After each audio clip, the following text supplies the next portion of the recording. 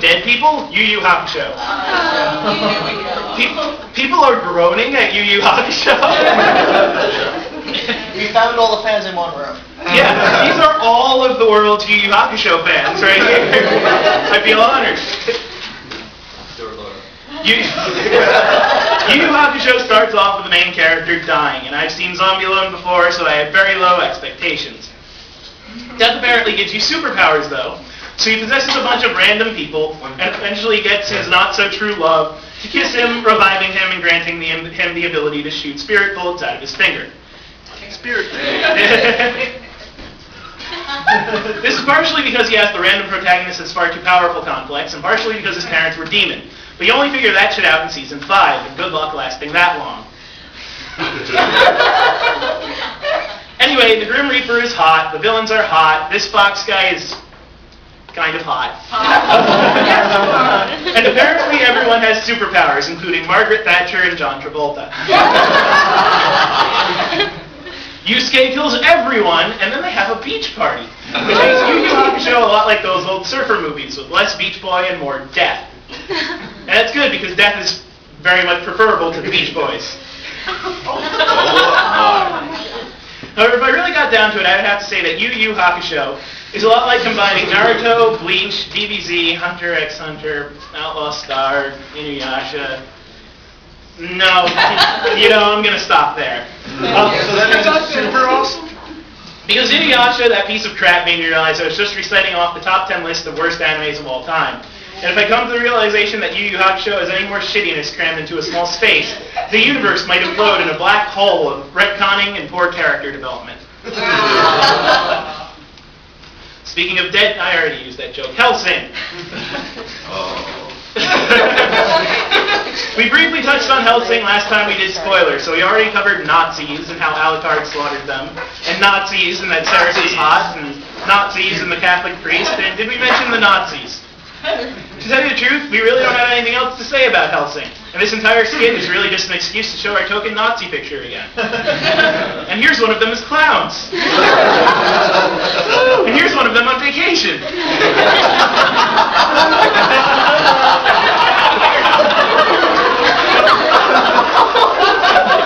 And here's one of them with a gorilla. A few people told me last year that our Nazi picture is getting old, so maybe it's time to switch it up a bit. I give to you the new Nazi picture for the upcoming spoiler 3, Nazis with a bear. No, not a platypus bear or a kangaroo bear, just a bear. Weird. Speaking of Nazis, Monster.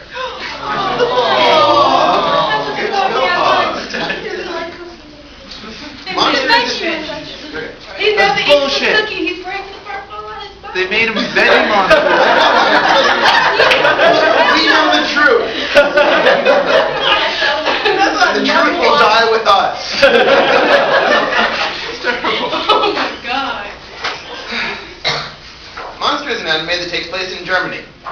The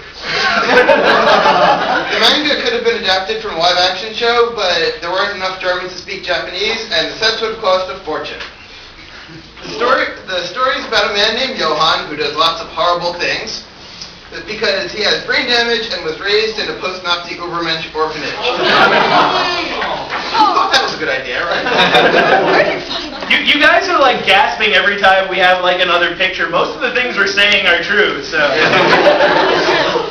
The show went on for 72 episodes, so if there's 31 hours of your life you don't have any plans for, then give this a shot.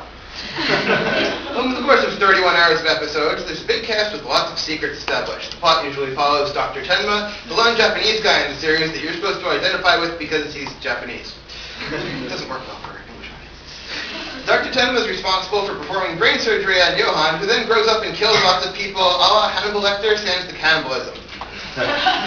After being framed for several of Johann's murders, Dr. Tenma vows to end Johann's terrible murderous rampage. Then there's some shit with Johann's sister Nina and Tenma's ex-fiancé and a big horrible man named Roberto, and there's a lot of ground to cover, so I'm just going to get to that now. First off, Nina is the one that shot Johann in the head. Johann and Roberto both went to the same post-Nazi Ubermensch orphanage, which explains a lot.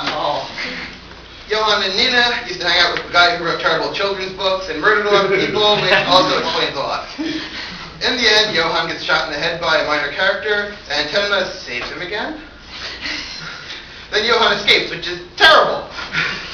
Tenma gets his name cleared by a pile of characters and only gets to be in one episode each, and everyone who's not brutally murdered lives happily ever after, unless Johann brutally murders them after the show is over. Wait a minute, Monster Chrono Cross? What the fuck were we thinking? Alright, anyway, this is the plot of Chrono Cross. 13,000 years ago, there was an ancient magical civilization called Zeal, the dwarf powerful Lavos, a world-eating god monster sleeping deep in the core of the world. When the evil queen finally awoke Lavos, in addition to destroying Zeal, it opened a hole in time. The princess of Zeal, Shava, was thrown beyond the end of time and captured by an evil being that wants to devour all of history. Her younger brother, Janus, is thrown to another era and embarks on a lifelong quest to rescue his sister by any means necessary, weaving through history under many names, even working with ugly fat people if that's what it takes to fulfill his quest. And he does. Shava is rescued, gets married, and lives happily ever after. That's the plot of Chrono Cross. But there is no way you could know that from actually playing Chrono Cross. Not just because the game has more alternate universes than the Star Trek marathon, but because the writers decided that revealing Janus's name and backstory would be an unnecessary complication. They finished Chrono Trigger, decided to make a sequel about the search for Shava, wrote it, and then cut Mages for Time. They cut Mages for Time and replaced him with Titus's dorkier but equally non-existent younger brother and the most stereotypically evil villain since Golbez. Welcome to Chrono Cross, the biggest failure in the history of sequels. Okay, second biggest. Third biggest.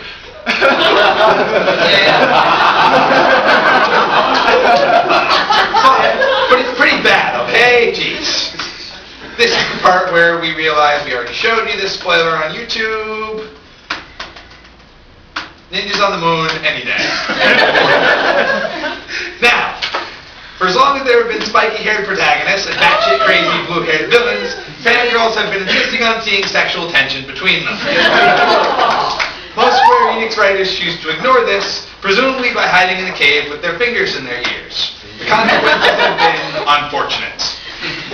But when they assigned Tetsuya Nomura to make Kingdom Hearts, all that blissful ignorance crap went right out the window. Riku, the sinister silver-pated pretty boy du jour, is actually one of those off-brainwashed anti-heroes who switches sides every 10 minutes. Traditionally, characters like this have spent the whole game perving on the hero's girlfriend. Riku, a boy of the modern age, instead spends the games perving on the hero himself. Or at least that's what it looks like. We totally should have done our Kingdom Hearts fan. Yeah. If they like gay jokes, that's what... We can't prove it because our usual empirical methods for proving the character's orientation give indeterminate results. I